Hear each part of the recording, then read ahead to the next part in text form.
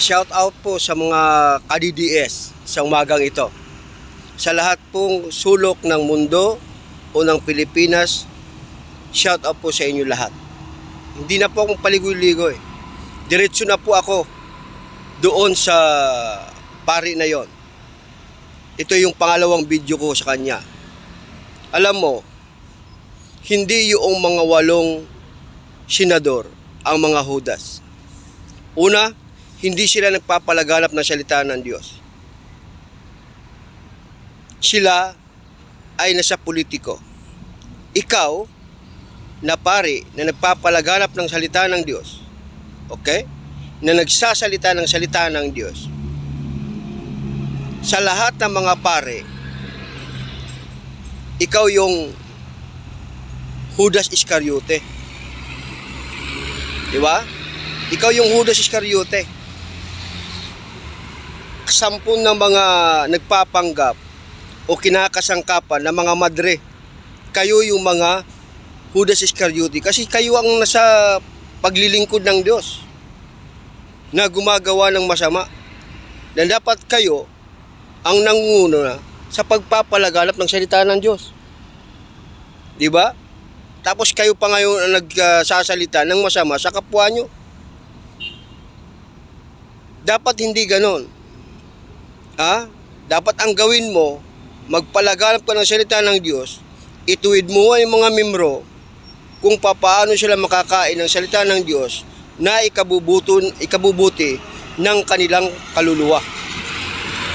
Okay? Ikabubuti at maglilingkod sila ng tapat sa Diyos. Diba? Yun ang dapat mong gawin. Huwag ka manghusga ng tao. Sinasabi mo sila, ganito, sila magnanakaw, sila ganyan. Ikaw, anong ginagawa mo? Hindi ikaw, di ba, kumakain ka sa abuluyan ng mga tao? Hindi ba ikaw kumakain ka galing sa abuluyan ng iyong mga membro? Ano ba hanap buhay mo? Sabi mo dati kang adik. Dapat naglingkod ka ng matino kasi binigyan ka ng Diyos ng pagkakataon. Yun ang dapat mong gawin. Kung si Kristo may 12 apostol na nagkanulo, isa ka doon sa 12 ng mga pare nagkanulo. Okay? Isa ka doon. Ikaw yung apostol nagkanulo kay Kristo. Ikaw yung pare na Judas Iscariote. Yan ang tandaan mo. Dapat magbago ka. Nasa paglilingkod ka ng Diyos. Dapat maglingkod ka sa Diyos. Magpalaganap ka ng salita ng Diyos. O di naman kaya wala kang alam sa Biblia. Kaya sumasawsaw ka sa politiko. Dapat wag ka sumawsaw. Hindi magandang pangitain yan. Hindi magandang pangitain yan. At wag kang magpuna. Kayo man din na mga pare, talamak din ang korupsyon dyan sa inyo. Talamak din pagnanakaw.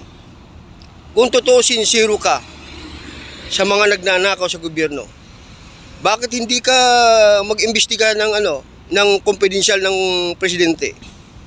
Kumpidensyal ng kung saan mga ahensya ng gobyerno na ang lalaki ng mga kumpidensyal pa nila na hindi na isasiwalat, na hindi na ihahayag sa madla. Di ba? But puro lang kayo BP.